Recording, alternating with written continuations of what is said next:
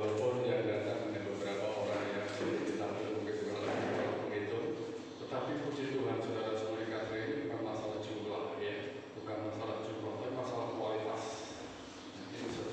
Jadi kita cukup berbangga diri, tapi kita menyombongkan diri jika kita bisa ada di tempat ini. Kualitas bukan masalah kualitas. Jadi Bapak Ibu diberkati oleh Tuhan. Jadi kita sekarang kita mengkritisi apa diri kita. Kita tidak menghakimi, kita tidak juga berkata mereka tidak baik dan sebagainya. Tidak mungkin mereka sakit, mungkin karena mereka tidak mengalami sesuatu hal. Kita hanya bisa berdoa kepada mereka. Tuhan yang menolong mereka. Bapak Ibu yang diberkati oleh Tuhan. Nah hari ini saudara, seperti dalam tertulis di dalam ini layar kita ya. Dalam kitab Ulangan pasal 6 sampai dengan 7 juga Kejadian pasal 18 dan pasal 18 dan 19. Ini ayat-ayat yang sangat familiar dalam ayat Ulangan 6 4 sampai dengan 7. Kemudian kalau kita baca mungkin hari-hari ya, sering dikutip orang ini Ulangan 6 pasal 4 sampai dengan 7. Ini menjadi dasar kita. Peran orang tua dalam mendidik anak, peran keluarga dalam mendidik anak, ini menjadi dasar. Ulangan 6 4 sampai dengan 7. Saya bacakan dulu. Dengarlah hai orang Israel, Tuhan itu Allah kita, Tuhan itu Esa. Jadi Tuhan kita itu satu. Kalau dapat berkata kita itu tiga, ya Tuhan kita satu. Ulangan pasal 6 ayat 4. Dengarlah hai orang Israel, Tuhan itu Allah kita, Tuhan itu Esa, Tuhan itu satu. Kasihlah Tuhan Allahmu dengan segenap hatimu dan dengan segenap jiwamu dan dengan segenap kekuatan. Kasih Tuhan Allah. Allah yang satu itu. Apa yang kuperintahkan kepadamu, kepada orang Israel pada waktu itu, pada hari ini harus aku perhatikan perintah Tuhan. Harus aku mengajarkannya berulang-ulang kepada anak-anakmu dan membicarakannya apabila kau duduk di rumahmu, apabila kau sedang dalam perjalanan, apabila kau sedang berbaring dan apabila kau bangunnya. Apa itu dikasih ini sangat familiar, tetapi kita paham atau tidak? Kejadian pasal 18 ayat 19. Kejadian pasal 18 ayat 19.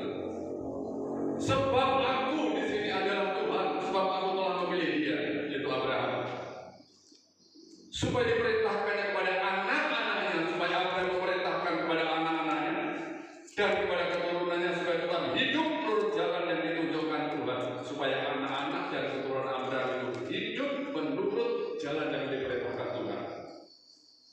Caranya bagaimana? Dengan melakukan kebenaran dan keadilan, dan supaya Tuhan memenuhi segala Abraham, memenuhi kepada Abraham apa yang dijanjikan kepadanya. Nah, kalau orang sudah memenuhi saudara, melakukan kebenaran dan keadilan, Tuhan itu tidak tutup mata. Tuhan itu tahu, Tuhan itu adil. Mereka yang baik kan baik. Nah, dari dua firman Tuhan ini saudara, baik dalam kitab Ulangan maupun juga dalam kitab Kejadian, Bapak Ibu yang dikasihi oleh Tuhan, bahwa sudah sejak awal mandat itu mendidik anak ini, mandat orang tua untuk mengajar anak ini sudah diberikan Tuhan sejak awal. Dia mengikat perjanjian dengan Abraham.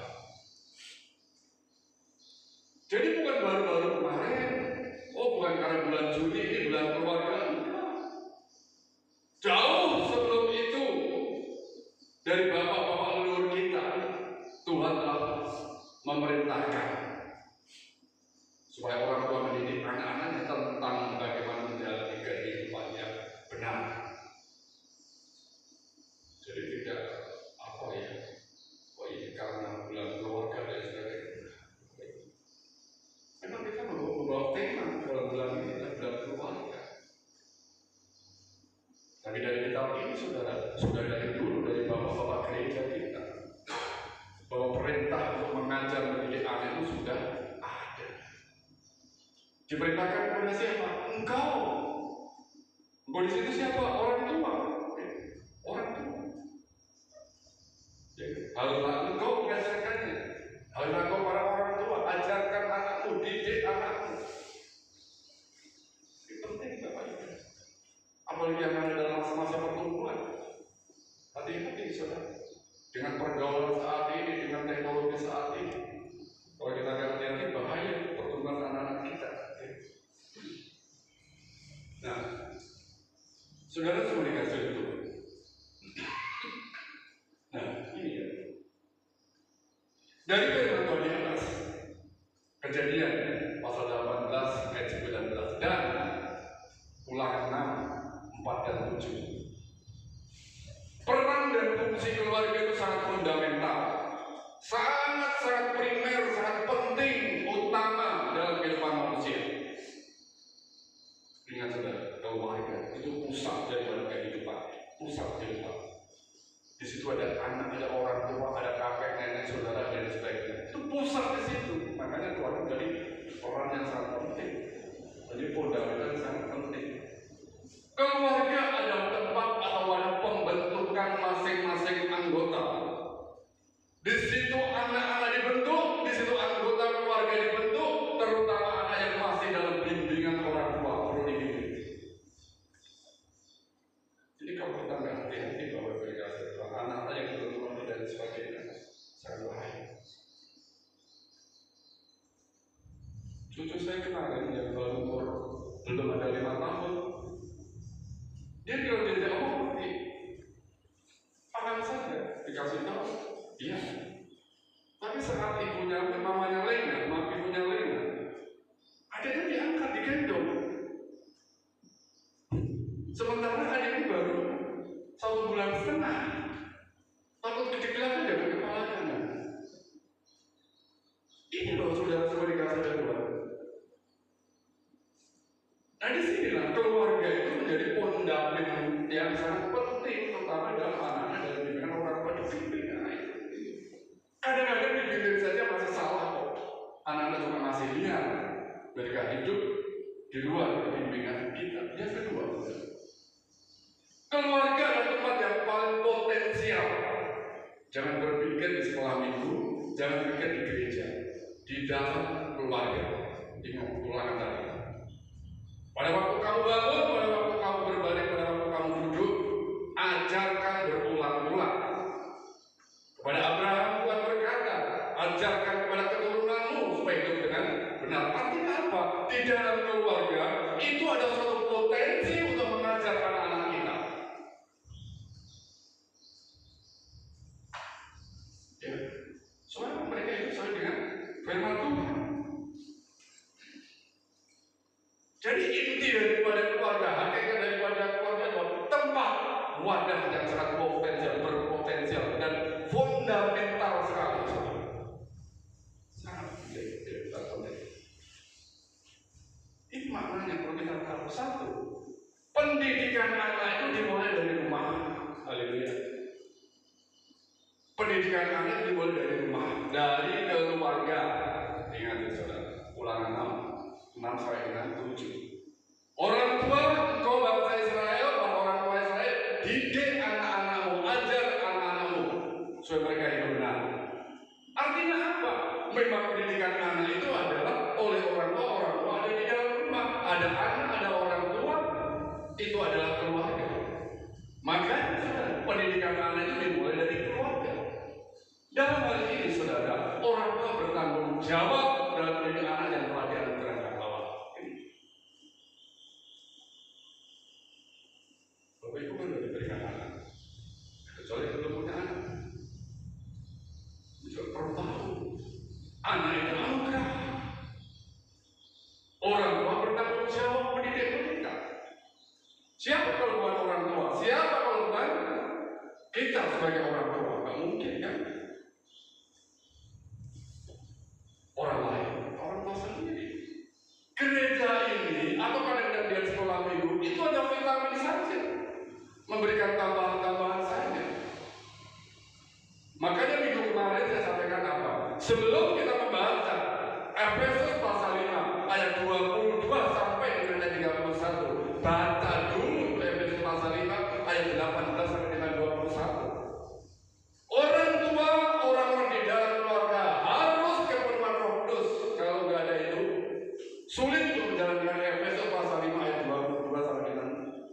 besar sulit. Tapi kalau orang tua sudah kepenuhan Roh Kudus untuk menjalankan Efesus pasal 5 ayat 22 sampai dengan 31 itu aman saja, enteng. Karena apa? Orang tua sudah dipimpin Roh Kudus. Di situ suami mudah mengasihi istri. Istri juga mudah kan tunduk kepada suami. Anak-anak juga taat kepada orang tua dan seterusnya. Tapi kalau nggak pernah Roh Kudus, sulit saudara akan berpantang di dalam dirinya. Berpantang-pantang. Aku tunduk kepada suami, merendahkan saja. Aku mengasihi istri, sehingga mengasihi. Akhirnya berpantang-pantang di dalam dirinya. Selanjutnya saudara. Orang tua menjadi sungguh-sungguh dalam mendidik dan mengajar anak-anak. Sungguh-sungguh. Berulang-ulang, diulang-ulang terus. Berbaring, duduk, berdiri, jalan kemana, dimanapun berada. Ajarkan, ajarkan kesungguhan. Bapak Ibu yang diberkati oleh Tuhan. Ya. Nah ini sudah. Peran orang tua dalam perkembangan atau pertumbuhan anak. Satu. Peran orang tua dalam perkembangan dan pertumbuhan anak tidak terbatas dan sangat besar, tidak terbatas. Kalau nggak terbatas itu orang tua mau mengetahui ya segalanya. Persegalanya sangat besar peran orang tua ini. Sekali lagi saudara, di dalam keluarga itu tempat yang potensial. Peran orang tua tidak terbatas. Bahkan dia pun tidak menolak ajaran-ajaran yang tidak benar, yang tidak sesuai dengan firman Tuhan. Nah, perhatikan. Selanjutnya saudara, keluarga orang tua yang harmonis akan berdampak dalam pertumbuhan spiritual rohani anak. Perhatikan saudara, orang tua yang harmonis, suami istri yang sehat, bapak dan ibu yang sehat, yang harmonis, yang damai akan berdampak pada pertumbuhan spiritual anak. Besar yang banyak. Anak tidak. Nanti ya kita selanjutnya akan tunjukkan. Yang kedua, interaksi yang positif, interaksi yang baik antara orang tua dan anak. Lihat, interaksi yang baik, hubungan, komunikasi yang baik akan menolong anak dalam berinteraksi dengan sesamanya. Karena melihat orang tua itu hubungannya baik, komunikasinya baik, anak dengan sesamanya juga dia berhubungan dengan baik. Karena apa? Sudah melihat orang tua itu enak ya komunikasi, ayah dan ibu, papa dan mama enak komunikasi. Coba kalau komunikasi nggak bagus, saling memaki dan lain sebagainya. Saya nggak melihat itu. Ambil itu. Itu sebenarnya marah apa? Minta gitu. Makanya selalu saya katakan ya, saya saudara di rumah selalu saya minta kepada anak-anak saya, keluarga saya, segala sesuatu itu kalau minta sesuatu katakan dengan kata tolong. Pak, tolong ambilkan ini, itu lebih indah.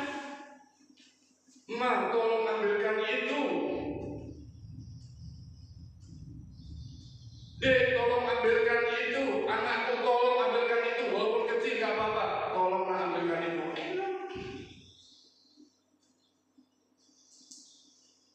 Nah, kalau orang tua melihat komunikasi seperti itu, anak pun juga berkata kepada orang lain sesamanya. Teman-teman juga, teman tolong ya ambilkan itu, tolong bantu saya. Orang mendengar itu di telinga enak, saudara. Nggak ada kesan meremehkan. Ya. Walaupun sebenarnya tidak ada mereka, tapi ketika nggak ada kata tolong, ada kesan meremehkan di sana. Salah minta maaf, ya, salah minta maaf. Ini terasa bagus. Bapak-ibu yang dikasih oleh Tuhan. Ketika anak dibesarkan dengan penuh kasih sayang, saudara. Ketika anak dibesarkan dengan penuh cinta, ya, penuh kehangatan, maka anak itu akan menemukan cinta kasih dalam kehidupannya di kemudian hari. Saat ini, kalau anak-anak kita melihat cinta antara orang tua, ayah dan ibu, kemudian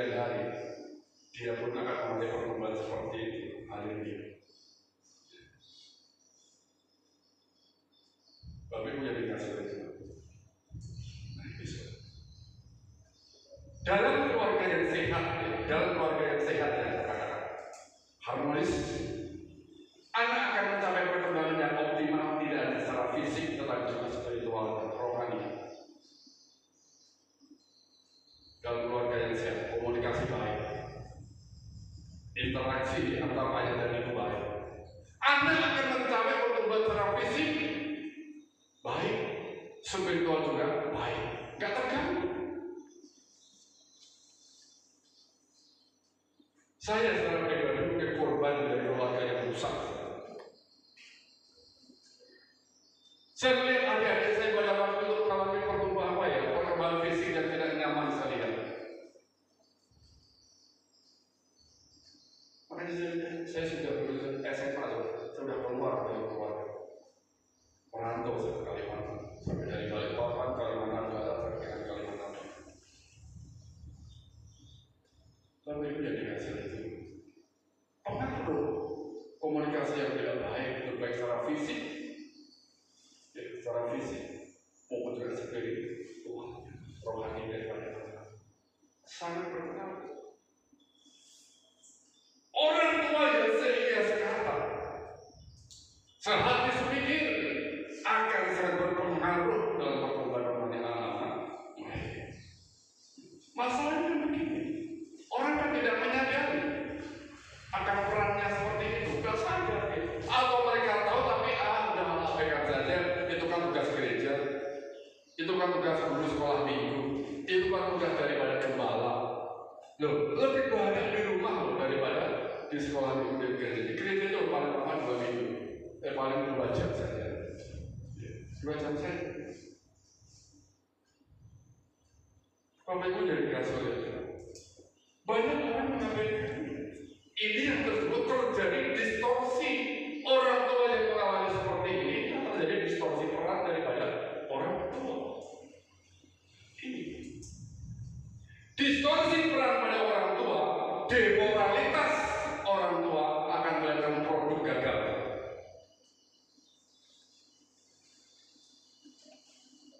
Demoralitas itu terjadi penurunan moral, terjadi penurunan daripada hal-hal yang baik daripada orang tua, akan lahir anak-anak yang gagal, generasi-generasi yang gagal. Kalau orang tua sudah mengabaikan pengajaran firman Tuhan bagi anaknya di rumah, kalau orang tua sudah mulai tidak lagi mengajarkan tentang firman Tuhan, itu namanya terjadi distorsi peran orang tua, demoralitas terjadi dalam keluarga, akan lahir anak-anak yang gagal. Bingung anak itu melihat orang tuanya seperti itu, melihat mamanya seperti itu, anak-anak itu bingung bagaimana dia dikasih. Kami pernah mengalaminya, tapi oleh seizin Tuhan saya dijawab oleh Tuhan. Akhirnya kami dalam satu perahu. Kadang-kadang dalam satu perahu saja saudara semua dikasih Tuhan bisa lahir produk-produk gagal. Karena apa? Hubungan antara ayah dan ibu, papa dan mama tidak sehat, tidak harmonis. Apalagi kalau mereka tidak satu perahu, tidak satu bahtera. Bapak Ibu yang dikasih ada sebuah cerita saudara, korban daripada distorsi. Sebenarnya begini Bapak Ibu, ada sepucuk surat yang ditemukan oleh seorang gembala. Anak itu curhat di dalam sebuah surat, dikatakan begini. Surat itu ditujukan kepada papa mamanya. Papa mama, jangan memuliai aku, jangan memarahi aku, jangan menyalahkan aku. Apakah engkau sungguh-sungguh mengasihi aku? Kata anak ini. Di mana kehangatan sebuah keluarga di saat aku membutuhkan? Di mana kehangatan keluarga? Di mana kehangatan papa dan mama di saat aku ingin melihatnya, di saat aku ingin mendapatkan?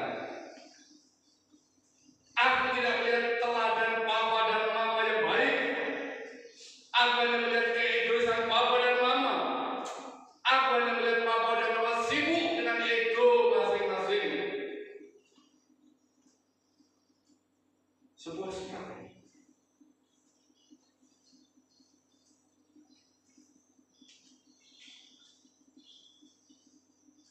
Papa dan Mama, jangan biarkan kecemasan dan kasih sayang membuat dirimu melakukan apa yang sedang aku lakukan untuk dirimu. Orang tuanya cemas, kan dia bilang apa? Gak usah repot loh. Apa yang aku lakukan biar aku lakukan sendiri. Bila kau mengambil alih daripada bagianku, bila kau mengambil alih daripada apa yang aku kerjakan, maka engkau, Papa Mamaku, kau telah membuat kegagalan menjadi permanen. Maka perasaan bersalah akan berlipat ganda, dan kau sendiri juga merasa getir dan benci kepada kepala gagal, kau akan menjadi benci. Jadi biarkan apa yang kau lakukan. Papa dan Mama, aku sayang kepadamu. Aku akan dapat mencintaimu dengan lebih baik bila aku pulih. Kata, bantulah untuk pemulihanku. Kumohon, please Mama, bantu pemulihanku. Peluk sayang dari pecandu, dikatakan. Peluk sayang dari pecandu, artinya orang yang merindukan anak. Bapak Ibu dikasih itu. Jika Bapak Ibu Saudara menemukan surat yang bunyinya seperti ini, apa perasaan saudara? Di mana kehangatan Papa dan Mama yang aku rindukan? Mungkin tidak menemukan surat, tapi saudara enggak. Kadang-kadang anak bisa bicara seperti itu, tapi dia terkeluarkan saja. Dia katakan saya seperti itu. Aku dapat mencintaimu lebih baik lagi Papa dan Mama. Sementara bila aku pulih, tolong bantu pemulihanku. Loh, ini dari surat itu jelas apa? Anak merasa bahwa orang tuanya tidak mengenal dirinya secara utuh. Halo saudara semua dikasih Tuhan. Kenal nggak sama anak saudara? Kenal nggak sama anak? Jangan-jangan tidak kenal. Dari surat tersebut anak merasakan bahwa sudah tidak ada kehangatan atau peran keluarga. Tidak ada lagi. Masih dia sampai berkata-kata seperti itu. Tidak ada kehangatan. Bapak Ibu dikasih Tuhan. Ini satu saat ini surat ini akan saya kutip surat. Saya bagi semuanya.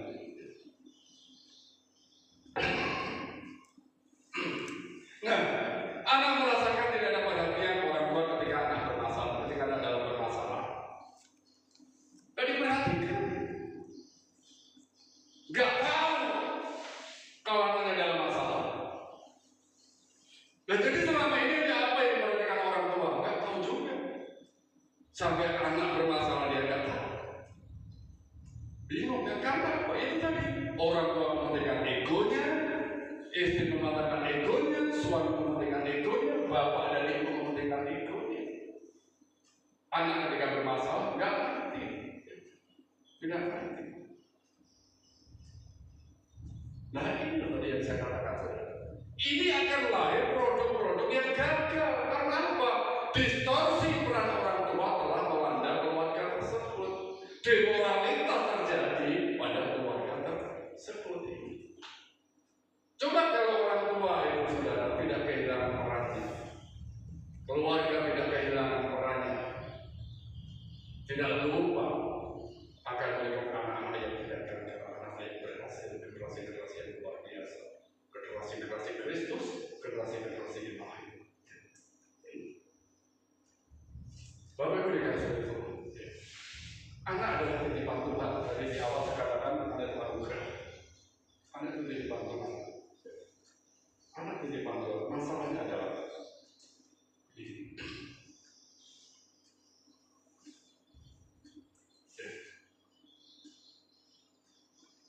anak, saudara, itu bentuk perwujudan kepercayaan Tuhan kepada kita. Saya punya anak 2.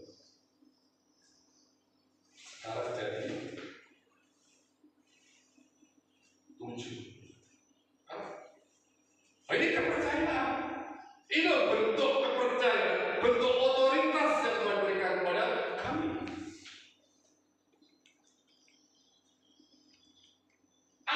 titipan Tuhan. Anak akan menjadi apa?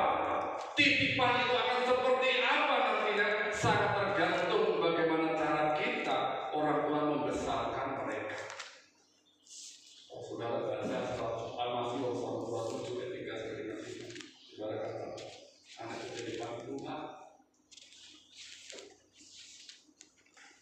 Dia itu bagaikan anak panah. Mau diarahkan kemana? Dan kita kemana itu kita pahlawan, kita mengarahkan kemana anak panah. Semuanya tergantung kepada bagaimana cara kita. Apakah mereka akan baik-baik saja? Mereka akan menjadi orang yang pandai dan bermoral? Apakah mereka akan menjadi nakal, bermasalah dan tidak bertanggung jawab?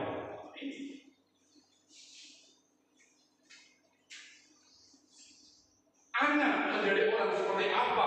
Anak-anak nantinya adalah sangat tergantung pada bagaimana cara kita orang tua mendidik, mengajar dan membesarkan mereka hari ini. Yang sudah lewat, sudah lewat. Jika baik berkah, kalau tidak baik boleh berubah. Boleh berubah. Sangat tergantung pada kita.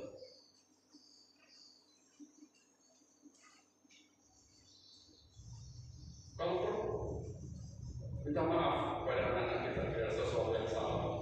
Tapi kalau nggak begitu, anak-anak nanti mengingatnya dulu bapakku seperti ini, mamaku seperti ini. Sangat tergantung pada orang tua. Bagaimana membesarkan? Cuma kalau pembiaran saja, bahaya. Anak tetap perlu dikasih tahu itu nggak baik, ini baik, itu salah, itu benar, itu bahaya, itu tidak. Perlu dikasih tahu. Kalau nggak tahu anak-anak itu, dia nggak tahu kalau api itu panas. Saya juga nyesal saudara kemarin waktu di Palangkaraya. Ya saya lihat ya, kami orang saya merasakan kecerobohan saja karena apa? Masak, pakai magicom, rice cooker itu di luar kami santai di situ. Nah, di luar pengawasan kami, cucu kami itu pegang itu apa magicom. Pas dia keluar dari itu ada asap yang panas dia kena itu menjerit sudah. Saya kaget ada apa? Kenapa itu terjadi? Kenapa? Kita lupa kasih tahu. Kecerobohan kan? Akhirnya saya pesan, jangan lagi masak di sini. Biar memakai magicom, sembunyikan, jangan bisa dijadwal.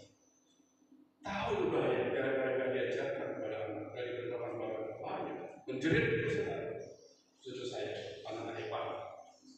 Bapak Ibu juga tergantung bagaimana kita mendidik anak. Saya tahu apa cara mendidik anak. Tahu kalau tidak diajari. Tapi mereka jangan bersandar pada orang yang sendiri. Masalahnya dari sini. Setiap anak berbeda, sekalipun anak kembar dan lahir dari satu rahim. Betul kan? Setiap anak berbeda. Walaupun anak kembar lahir dari satu rahim, kepribadian mereka, karakter mereka, kebutuhan mereka, cara mereka beda dan lain sebagainya beda. Oleh sebab itu untuk mendidik dua orang anak itu memiliki dua karakter. Tiga anak, tiga karakter. Ya. Saya nggak bayangkan punya 12 anak, 12 karakter. Ya. Ya. Saya yakin Pak Ali anaknya 4 karakternya beda. Betul nggak? Beda. Kalau dikatakan sama, saya yakin nggak percaya 100%. Bahkan 150% nggak percaya kalau betul nggak? Dua anak saja walaupun dua anak kembar itu berbeda. Beda. Apalagi laki dan perempuan. Anak saya dua-duanya laki-laki. Itu seperti langit di bumi saja. Beda loh ini. Nah, untuk mendapatkan cara yang tepat dengan karakter yang berbeda ini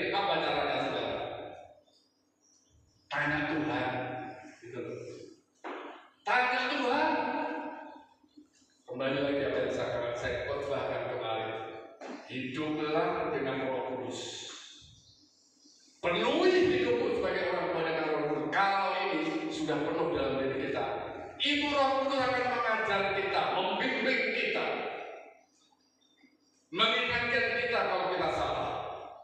Roh Kudus seperti alarm. Kalau sesuatu yang salah kita lakukan, itu akan bunyi alarm itu. Ya, banyak pada Roh Kudus. Sekalipun kita ini orang tua sudah memakan asam garam yang banyak. Oh, aku ini sudah kok banyak mendidik anak. Saya mendidik anak, saudara, dari tahun 92 sampai hari ini. Berapa tahun sudah? 33 tahun. Udah banyak asam yang saya makan, garam yang saya makan, banyak. Mungkin saya tidak berkata seperti itu, tapi saya masih banyak bersama orang. Masih banyak saya itu kehilangan momen-momen di mana mereka harus diajarkan dengan kebalikan. Jadi walaupun orang tua sudah mengenyam asam garam, memiliki pengalaman yang cukup banyak, tetapi tetap diperlukan yang namanya pedoman untuk mendidik anak berdasarkan prinsip-prinsip Alkitab. Perlu saudara prinsip Alkitab ya. Dan tidak mengandalkan pengertian sendiri. Nah, tidak mengandalkan pengertian sendiri. Nah, tidak mengandalkan keyakinan sendiri. Tolong dibaca Amsal 3 ayat 5. Dari pagi kita membaca ini.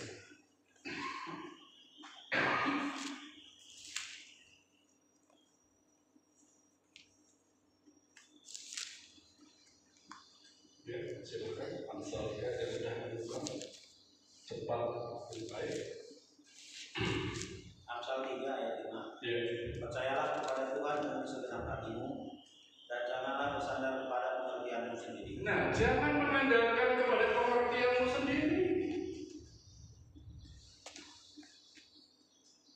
Bagi orang yang keras hati, orang yang merasa sombong, dia seolah-olah apa yang dilakukan, apa yang dia yakin itu benar. Belum tentu. Uji keyakinanmu, uji pengertianmu dengan kebenaran firman Tuhan. Jangan mengandalkan pengertian sendiri. Bapak Ibu dikasih Tuhan.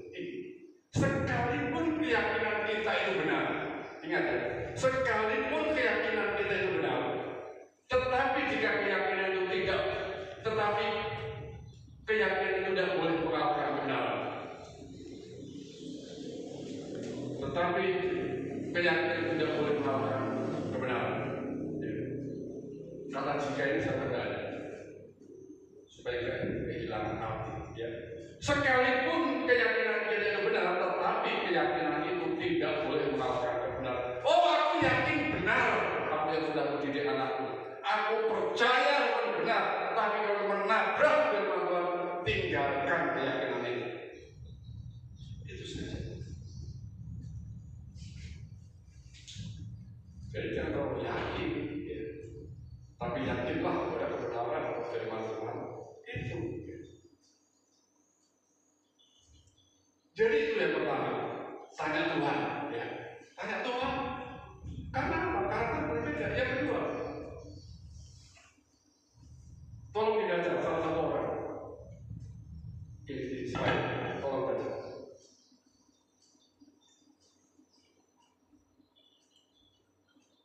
Ya, tolong salah satu orang di slide ini dibaca. Ketika anak-anak datang atau dilahirkan tidak dengan membawa buku petunjuk pemakaian. Ada nggak? Ada nggak, saudara? Ketika bayi itu dilahirkan, saudara, itu nggak ada menempel buku pemakaian di punggungnya, dan nggak ada. Jadi ketika anak itu datang dilahirkan oleh ibunya, tidak dengan membawa buku petunjuk pemakaian, nggak seperti kita beli motor, mobil, ada dikasih buku manual petunjuk di situ. Iya, pakainya ada. Motor berapa meter, berapa kilometer harus ganti oli? 1000. 2000, 1000. Ada petunjuk. Saya mau tanya, anak ada nggak begitu? Nggak ada. Nggak. Makanya tanya Tuhan. Ya.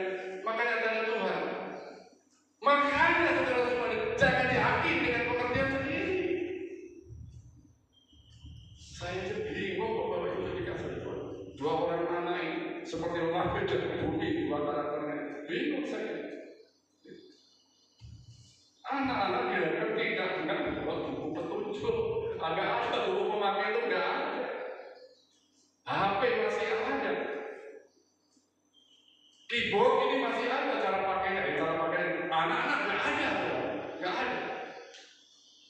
Begitu lagi nggak ada menempel. Cucu saya yang lahir pada tanggal 15 Mei kemarin nggak ada ditempelin buku petunjuk di punggungnya, nggak ada. Yang begitu aja hari-hari itu saja, nggak ada menempel buku petunjuk.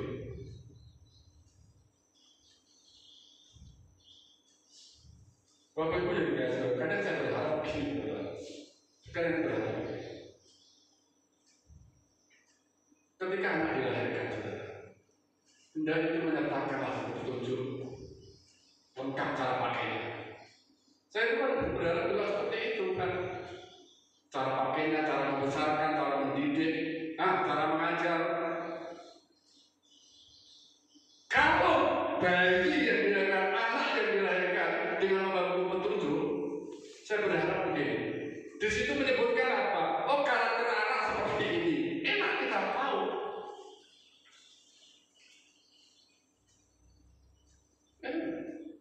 Oh, tipe anakku yang pertama seperti ini. Saya berharap apa? Tuhan itu di situ menunjukkan apa yang disukai anak saya, apa yang tidak disukai anak saya.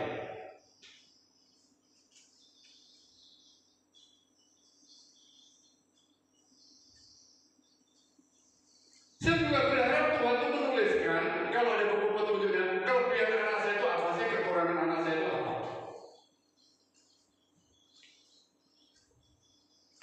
Dan bagaimana cara membesarkan mereka.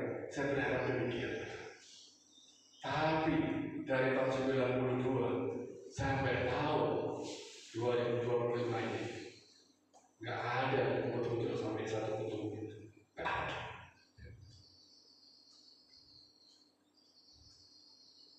Jadi saudara semua, kadang-kadang orang tua begini. Kalau punya anak tunggal, cukup yang penting kasih atribut yang sama, pakaian yang sama, sepatu yang sama, kalau sepeda yang sama, kalau motor yang sama, kalau apa yang sama. Soal cukup seperti itu, enggak seperti bukan kejar lain. Ya. Yang ketiga, mengapa kita bertanya kepada Tuhan? Anak dilahirkan dalam keadaan sederhana tanpa pakaian dan perlengkapan. Tidak ada pakaian.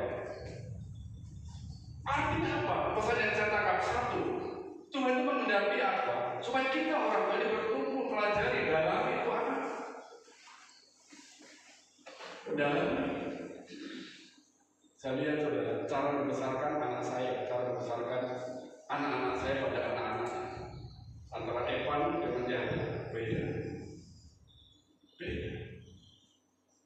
Anaknya sama, lahir dalam keadaan sederhana, tanpa pakaian, tanpa perlengkapan, tapi cara membesarkan beda. Kenapa? Ya mereka dalami, anakku seperti ini, anak saya seperti ini, beda. Nah, yang kedua, supaya apa? Orang tua itu, Tuhan itu ingin akhirnya orang tua bergantung, bersandar kepada Dia.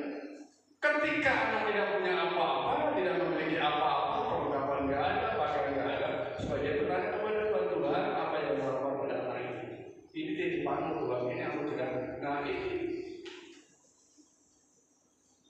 Makanya tadi kalau ada buku petunjuk pemakaian, saudara, tanya kepada Tuhan. Karena apa? Tuhan ingin kita bersandar kepada Dia. Tanya kepada Dia. Selama ini ada nggak Bapak Ibu Saudara bertanya kepada Tuhan cara mendidik anak membesarkan anak? Ya. Atau tanya kepada Google? Bapak Ibu yang berkata anak yang lain dengan keadaan sederhana dan tidak berbuku petunjuk, maka orang tua bisa membaca Alkitab. Baca Alkitab. Kita cari buku petunjuk kan? Nggak ada. Bayi lahir nggak ada satu buku petunjuk. Wajib orang tua baca Alkitab. Jangan harus bisa mengenalkan anak-anak pada ajaran yang benar jika orang tua tidak pernah membaca Alkitab.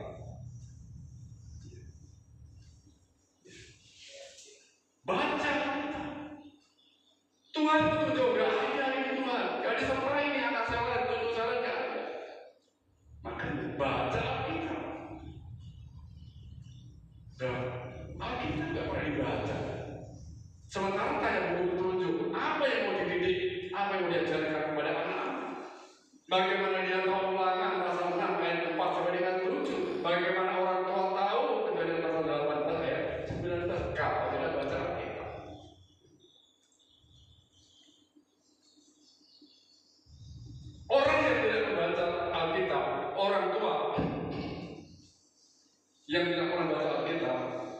fokus dia itu hanya fokus dia di dalam mendidik anak. Paling-paling hanya fokus pada pertumbuhan jasmani saja, kebutuhan jasmani saja dalam organisasi.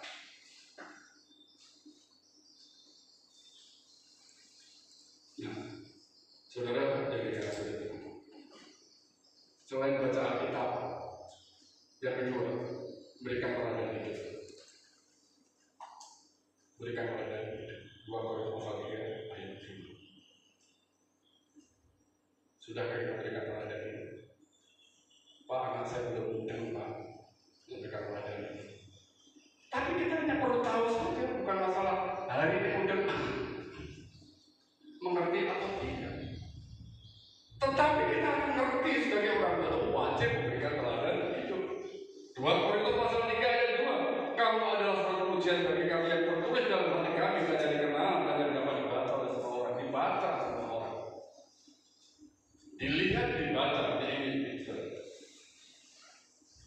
Ketika ya anak melihat teladan hidup orang tua secara konsisten, anak akan mengalami motivasi yang kuat. Ya. Dan dengan tenang hati anak akan melakukan hal yang sama seperti yang dilakukan orang tuanya. Akan dilakukan itu saudara. Begitu saudara. Di rumah orang tua itu model, lalu orang tua itu model. Anak itu observator. Observasi terus itu kita orang tua itu lihat. Apa yang dilakukan orang tua dilihat, diobservasi terus. Orang tua itu model. Nah, kenapa kita memberikan teladan? Lihat. Anak bukan pendengar yang baik. Anak bukan pendengar yang baik, tetapi anak adalah peniru yang baik. Anak itu peniru yang baik. Kami paling hati-hati saudara dengan cucu kami dari anak Yahya. Itu cepat sekali tanggapnya luar biasa. Ya. Anak itu tidak pernah gagal dalam hal meniru. Gak pernah gagal gitu.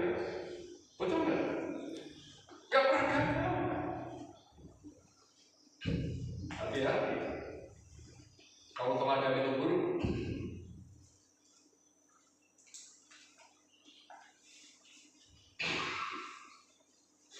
anak bisa gagal saat mendengar, tapi dia tidak pernah gagal untuk meniru daripada orang tuanya.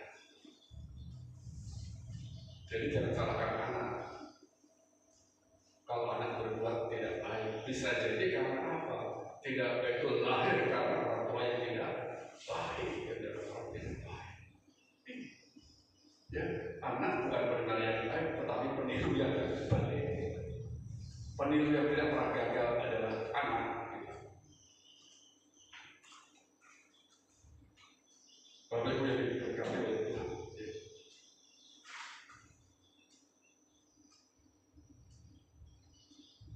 Yang berikutnya, Bapak itu sumber. Ya, Bapak itu sumber. Ini merujuk pada Allah yang digambarkan sebagai sumber segala sesuatu, termasuk kasih, berkat, hikmat, dan kehidupan. Ini merujuk pada perjanjian lama dan perjanjian baru di mana Allah disebut sebagai Bapa, pencipta, pemelihara umatnya. Jadi Bapa itu sumber. Jadi Bapa itu sumber. Bapa itu sini adalah Bapa. Bicara tentang Bapa rohani. Siapa Bapa rohani? Orang tua. Siapa? Bapa itu sendiri. Itu sumber.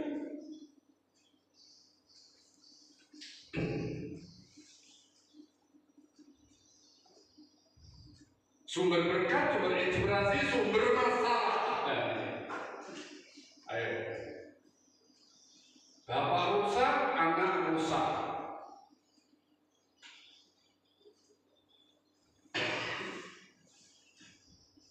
Ya. Bapak baik, anak baik. Buah jatuh tidak jauh dari pohon, tidak jauh dari pohon. Bapak Ibu yang diberkati oleh Tuhan. Ya. Kalau dikatakan Bapak itu sumber, pertanyaannya begini: sumber yang baik atau sumber yang kotor? Kalau sumber yang baik itu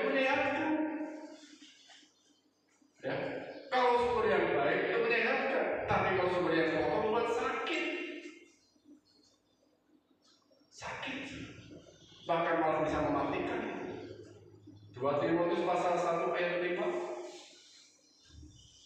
Lois itu nenek Timotius. Eunike itu ibunya Timotius. Timotius anaknya. Nah, mereka itu sumber yang baik bagi Timotius. Lois orang baik, Eunike orang baik, Timotius menjadi anak rohani daripada Paulus. Sumber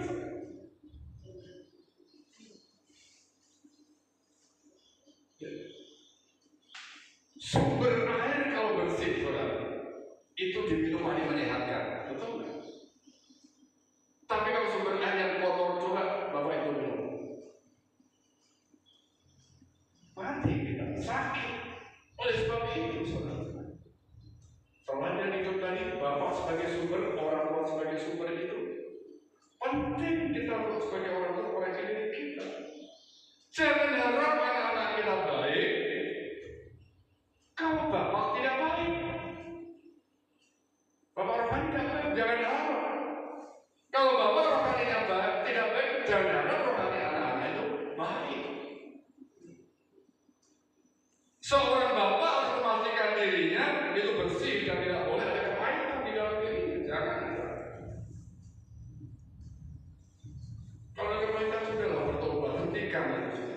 Itu menghalangi saja, menghalangi saja. Ya, kalau sadar, saya sangat menyadari sekali, apa yang pernah saya lakukan yang lalu, apa yang saya kerjakan, baik omongan saya. Saya mau memperbaiki diri saya. Saya mulai perbaiki apa yang saya perbaiki. Saya mulai perbaiki diri. Apalagi sebagai seorang bapak di sini bukan cukup punya. Berpendidikan selanjutnya. Sekali lagi, orang tua adalah penyumbang terbesar bagi penanaman karakter pada anak. Penyumbang terbesar. Orang tua adalah penyumbang terbesar bagi penanaman karakter pada anak. Nah, tadi saya katakan, keluarga itu fundamental. Itu adalah tempat yang sangat potensial. Kalau orang tua baik dalam keluarga, itu secara langsung kita tanamkan karakter yang baik pada anak-anak kita. Penyumbang terbesar itu bukan orang lain yang terbesar, tapi dengan orang tua. Orang tua.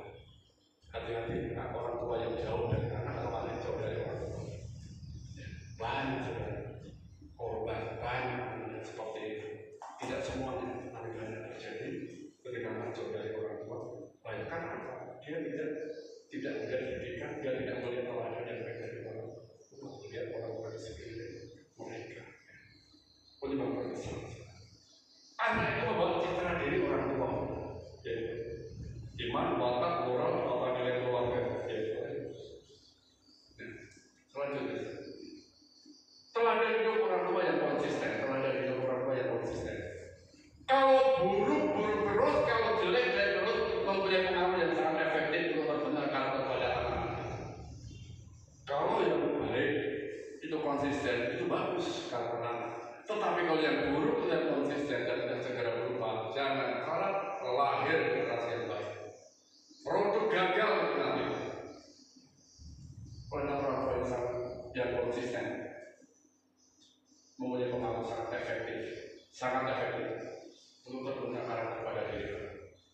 Kalau dia tidak segera berubah, segera perbaiki. Ayo kita berubah. Suami istri sepakat, bapak dan ibu sepakat. Anak-anak jangan sampai seperti ini. Banyak orang tua jangan sampai anak kita akan seperti itu, jangan sampai anak kita seperti kita yang tidak baik sama orang seperti itu. Sepakat. Bapak ibu yang berbaik.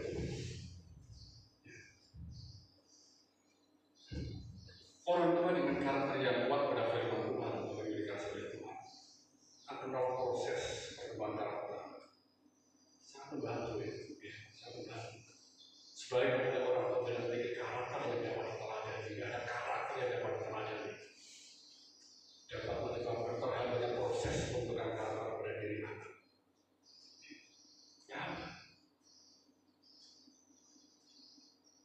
orang tua yang menyadari kelemahan anaknya harus dengan jujur mengaku kelemahannya. Berubah minta maaf kepada anak dan menunjukkan keseimbangan dalam proses mengajar anak. Oh ya, kelemahanku di sini, kekuranganku di sini. Berubah, belajar.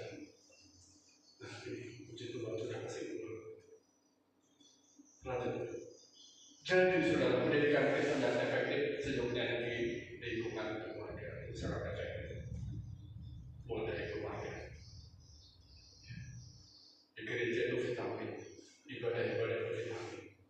Yang pertama itu adalah keluarga yang baik akan memberikan gereja yang baik.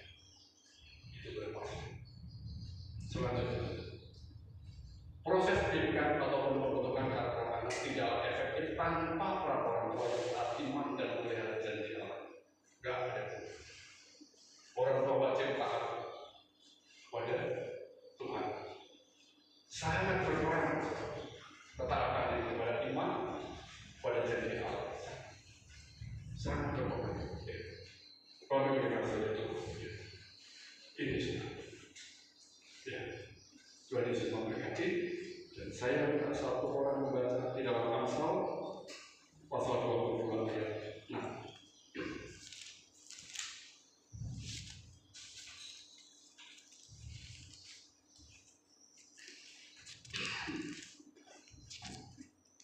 Amsal 22 ayat 6. Silakan. Amsal 22 ayat 6. Didiklah orang muda menurut jalan yang patut baginya, maka pada masa tuanya pun ia tidak akan menyimpang dari jalan itu. Iya, lanjut. Amsal 29 ayat 17. Amsal 29 ayat 17.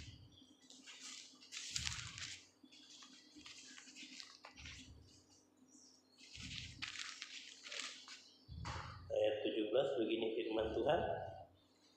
Didiklah anakmu, maka ia akan memberikan ketentraman kepadamu dan mendatangkan sukacita kepadamu. Ya, terima kasih. Kolose pasal 3 ayat 21. Hei bapak-bapak, janganlah sakiti hati anakmu supaya jangan awalnya mati. Bapak Ibu dikasih oleh Tuhan. Ini perintah itu dari perjanjian lama, perjanjian baru sampai hari ini dalam Amsal ini. Didik orang tua, didik orang muda. Menurut jalan yang patut bagi, maka pada masa tuanya menjadi akan melimpah, akan keluar dari jalan itu. Didik anakmu, maka yang diberikan ketenangan kepadamu, damai, tenang kita, mendatangkan sukacita kepada kita sebagai orang tua. Sebagai bapak-bapak yang sakiti hati anak, jangan buat dia tawar hati. Jangan, bukan berarti memanjakan,